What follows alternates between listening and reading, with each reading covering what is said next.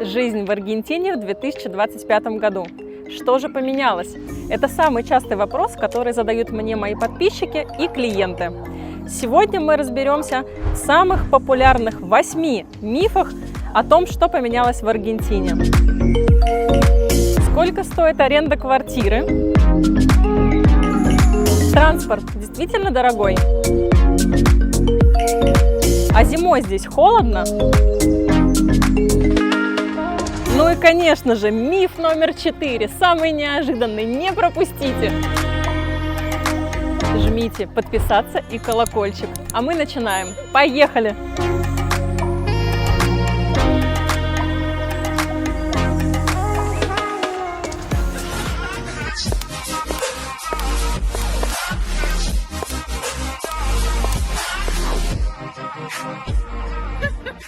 Миф или реальность?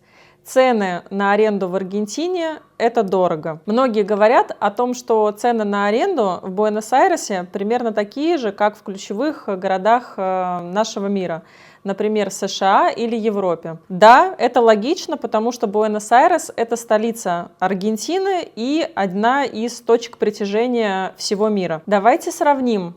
Цены в 2025 году в среднем выросли на 10-15%. Давайте посмотрим, какие примерно цены мы видим сейчас на рынке. Итак, Палермо. Однокомнатная квартира примерно $650. Пуэрто-Мадеро двушка от $2000. Риколета студия от $700. Альмагро примерно 500. Важно, сейчас я назвала цены без учета депозита, возвратного депозита, который вернется при выезде из квартиры, и без учета комиссии аргентинского агентства. Эти суммы тоже важно закладывать в ваш бюджет. Многие наши клиенты приезжают из разных уголков планеты. Из Грузии, из Азербайджана, из Баку, из США, в том числе очень много наших клиентов. И в основном все оперируют тем, что, послушайте, в Аргентине, в Буэнос-Айресе цены примерно сопоставимые с нашими городами, однако качество жилья сильно отличается. Это так, здесь есть своя специфика, и важно ее учитывать. Мы в компании Simple, моя команда, как раз занимаемся арендой и куплей-продажей недвижимости.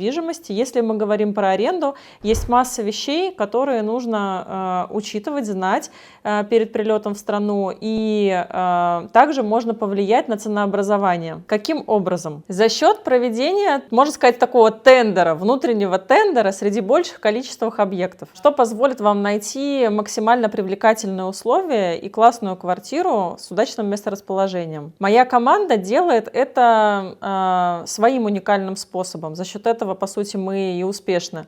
Первое, это у нас есть собственная автоматизированная система, которая позволяет нам в максимально сжатые сроки обрабатывать большое количество объектов. Второе, это то, что команда работает в двухчасовых поясах, то есть часть команды работает по европейскому часовому поясу, вторая по аргентинскому. Таким образом, мы охватываем максимальное количество объектов, и этот цикл у нас идет постоянно, то есть 24 часа мы взаимодействуем по поиску объектов, проводим торги и охватываем большое количество объектов недвижимости для наших клиентов. Ну и третье, конечно же, мы владеем испанским языком, и за счет этого можем связаться с аргентинцами, прояснить условия, провести переговоры, в том числе сложные переговоры по ценообразованию, получить позитивные ответы на изначально негативные, полученные для наших клиентов, распознать голосовые сообщения, которые шлют нам аргентинцы и так далее. То есть знание испанского языка все-таки, даже с учетом наличия чата GPT сейчас, да, оно в ряде процессов решающее. Поэтому в рамках проработки, например, одного запроса для нашего клиента мы охватываем от 60 и более объектов недвижимости, проводим вот такие так называемые тендеры, то есть переговоры по ценообразованию, по условиям, и в целом инвестируем на переговорный процесс для одной семьи от 80 человека-часов. То есть это большая работа, которую мы проделываем, и за счет нее мы как раз-таки и приходим к успешным результатам. Хотите подробный гайд по аренде в Аргентине? Подпишитесь на канал, поставьте лайк этому видео, и если наберем минимум 100 лайков, то я запишу отдельное видео на эту тему.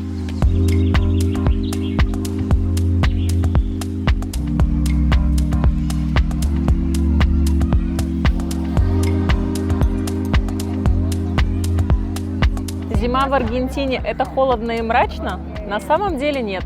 С мая по июль средние температуры в районе 10-12 градусов со знаком плюс. Иногда может опускаться температура до плюс 5, но часто очень это солнечные дни и примерно 20 градусов тепла. Зато зимой больше свободных вариантов квартир, и их стоимость снижается на 10-15%. А еще меньше туристов и очередей в больницах и миграционных центрах.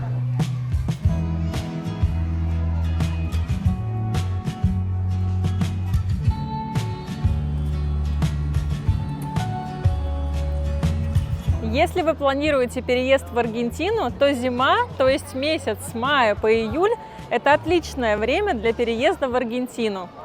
Я знаю, что меня смотрят часто те, кто уже живет в Аргентине. Расскажите, а вам как зима? Поделитесь вашими комментариями, это очень интересно.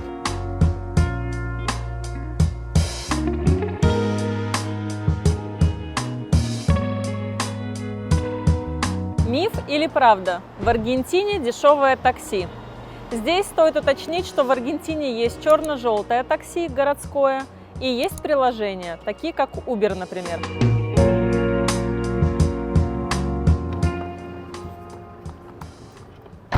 Hola, ¿cómo estás? ¿Se bajaron los precios, no? Si hay mucho auto en la calle, el precio tiende a bajar y depende a los destinos donde vas. Acá los destinos son cerca, son más bien baratos. Посадка в таком такси будет стоить 1920 песо. Это чуть больше, чем $1,5. А 1 километр проезда – $0,83, что в пересчете на рубли по курсу на момент записи этого видео будет стоить 67 рублей. В то время как в Москве, по данным Яндекс.Го, тариф Комфорт Плюс обойдется вам в 269 рублей минимальной стоимости. В среднем поездка из одного района в другой сейчас по Москве стоит примерно 500-700 рублей. Однако в 2025 году компания Uber снизила цены на свои поездки примерно на 15-20%. Это связано с тем, что скорректировались тарифы у одной из ведущих топливных компаний здесь, в Аргентине. Например, поездка из Палермо в центр, то есть микроцентр, будет стоить сейчас 6 тысяч песо, а раньше стоила 10 тысяч песо.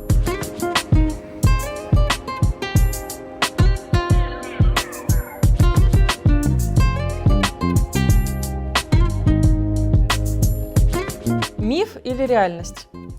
Нельзя купить доллары в банке или открыть долларовый счет. Долгое время действительно это было так. Особенно это было актуально для программы «Рантье». Многие легализуются здесь, в Аргентине, как рантье. Если вам эта тема тоже актуальна, то заходите на сайт «Паспорт Аргентина». Так вот, для таких клиентов, для людей, приезжающих сюда и открывающих банковские счета, было много ограничений. Но с 2025 года все пошло по новому курсу. Вот что изменилось. Теперь физические лица могут приобретать доллары без месячного лимита. Также можно открыть долларовые счета и управлять ими без бюрократии. Разница между официальным и синим курсом, то есть курсом Blue, резко сократилась. Вывод. Аргентина сделала большой шаг.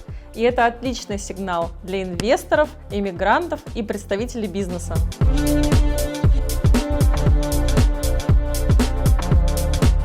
Вот первые 4 мифа, которые мы с вами сегодня обсудили. Как вам такой формат? Поделитесь вашими впечатлениями, и если у вас есть ваши мифы, которые вы хотели бы, чтобы мы разобрали, добавляйте их в комментарии.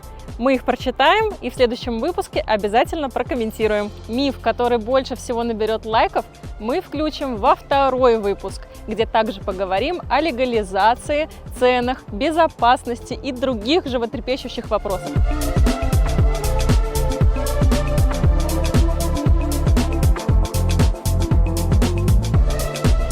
Если вы всерьез задумываетесь о переезде и вам требуется сопровождение моей команды по вопросам аренды недвижимости или легализации, обращайтесь по контактам, указанным под видео. С вами была Дарья Кузнецова из солнечной Аргентины.